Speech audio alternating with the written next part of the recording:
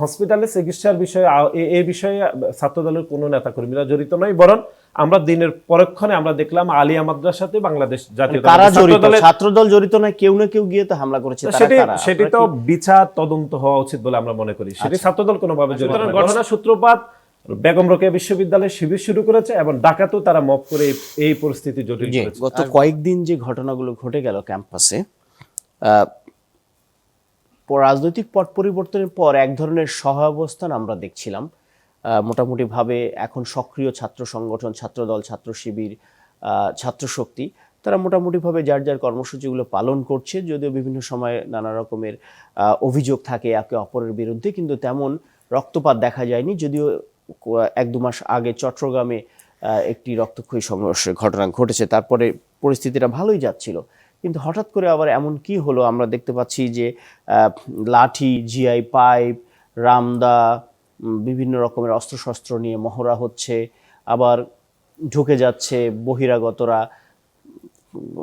বিভিন্ন শিক্ষা প্রতিষ্ঠানে গেট ভেঙে ফেলতে হচ্ছে। তো আপনার কাছে প্রথম যে প্রশ্নটি আমি রাখতে চাই যে আপনাদের আন্দোলনে ছাত্র সংগঠনগুলোর যখন একে অপরের সঙ্গে এক ধরনের একে অপরকে মোকাবেলা করার চেষ্টা করছে, আমরা সেখানে দেখতে পাচ্ছি যে বহিরাগতরা ঢুকে পড়ছে, ছাত্রদল করছে না, যুবদল বা অন্যরা, মুরব্বীরাও দেখছি আপনাদের আন্দোলনে ঢুকে পড়ছে।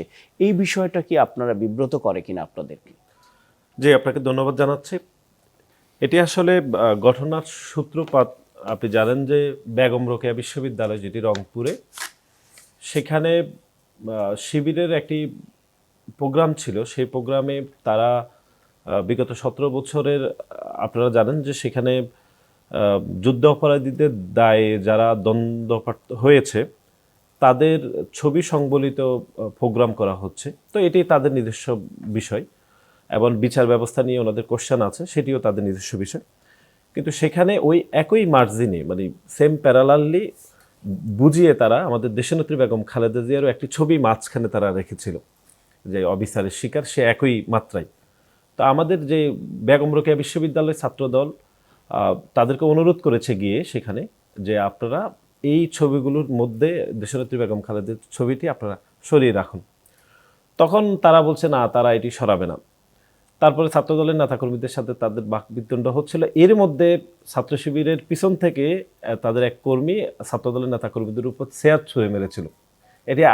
এটি সত্য, এটি গণমাধ্যমে এসেছে। এরপরে সংঘর্ষ হয়েছে, এটি আপাতত এইখানে থামতো।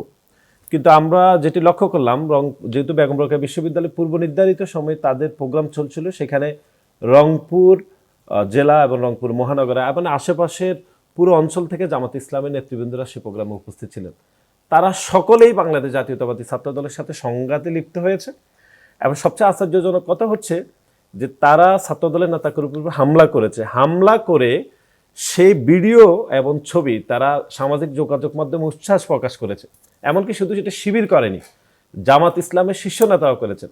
এবং ঢাকা 17 আসনের যিনি আমাদের মাননীয় প্রধানমন্ত্রীর সাথে যিনি প্রতিদ্বন্দ্বিতা করেছেন, তার একটি স্ট্যাটাস ভাইরাল হয়েছে।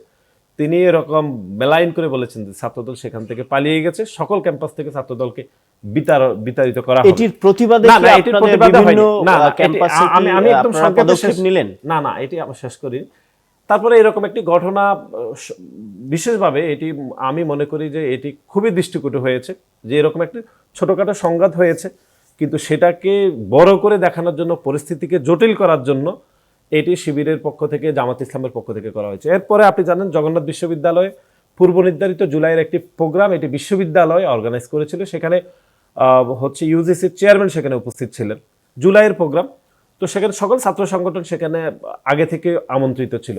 সেখানে ইউজিসির চেয়ারম্যানকে লক্ষ্য করে শিবিরের নেতারা তারা দাবি তুলেছেন যে তাদের বিশ্ববিদ্যালয়ের উন্নয়ন প্রকল্প সেনাবাহিনীর দিয়ে করাইতে হবে। তো আমি মনে করি এই যে ইউজিসির চেয়ারম্যানকে এটা বলেছে, তো ছাত্রদল বলেছে না, আমি একটু শেষ করি। তো এখন এটি বলার পরে এটি তো বিশ্ববিদ্যালয়ের নিজস্ব এখতিয়ার, বিশ্ববিদ্যালয় কাকে দিয়ে কাজ করাবে, সেটি সিভিল প্রশাসন করাবে নাকি জেনারেল প্রশাসন দিয়ে করাবে, এটি তাদের এখতিয়ার।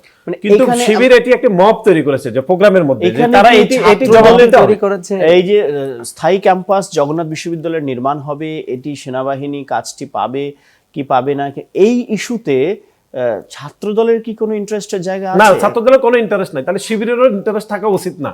মানে বিশ্ববিদ্যালয়ের কাজ কাকে দিয়ে করাবে, আপনাকে দিয়ে করাবে নাকি সেনাবাহিনী দিয়ে করাবে নাকি নৌবাহিনীকে দিয়ে করাবে, এটি তো বিশ্ববিদ্যালয় এখতিয়ার। কিন্তু এটি পূর্ব থেকে বিশ্ববিদ্যালয় জুলাই আগস্টের একটি প্রোগ্রাম চলমান ছিল, কিন্তু সেই প্রোগ্রামকে বানচাল করার জন্য শিবির এখানে ইচ্ছাকৃতভাবে আমরা এখানে জগন্নাথ একটা মত তৈরি বিশ্ববিদ্যালয়ে করেছে। দেখলাম যে সেখানে যখন সহিংসতা বা সংঘর্ষ হচ্ছে, একটা পর্যায়ে কেউ কেউ গিয়ে চিকিৎসা নিচ্ছিল, সেই চিকিৎসা কেন্দ্রে গিয়ে পর্যন্ত হামলা করা হয়েছে।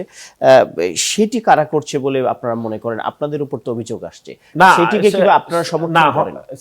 হসপিটালে চিকিৎসার বিষয়ে এই বিষয়ে ছাত্রদলের কোনো নেতাকর্মীরা জড়িত নয়, বরং আমরা দিনের পরক্ষণে আমরা দেখলাম আলিয়া মাদ্রাসাতে বাংলাদেশ জাতীয় কারা জড়িত? ছাত্রদল জড়িত নয়, কেউ না কেউ গিয়ে তো হামলা করেছে, তারা কারা? সেটি তো বিচার তদন্ত হওয়া উচিত বলে আমরা মনে করি। সেটি ছাত্রদল কোনোভাবে জড়িত নয়, বরং আলিয়া মাদ্রাসাতে যে হামলার ঘটনা ঘটেছে সেখানে ছাত্র শিবির প্রথমে বাংলাদেশ জাতীয়তাবাদী ছাত্র দলের নেতাকর্মীর উপর হামলা করেছে, এবং আলিয়া মাদ্রাসা আমাদের ছাত্র দলের যে সিনিয়র জয়েন্ট সেক্রেটারি সানাউল্লাহকে নির্মমভাবে পিটানো হয়েছে, তাকে কোপানো হয়েছে, সেই ছবি ভিডিও আমরা শিবিরের শীর্ষ নেতাদেরকে পাঠিয়েছি। সুতরাং ঘটনা সূত্রপাত বেগম রোকেয়া বিশ্ববিদ্যালয়ে শিবির শুরু করেছে এবং ঢাকাতেও তারা মব করে এই পরিস্থিতি জটিল করেছে।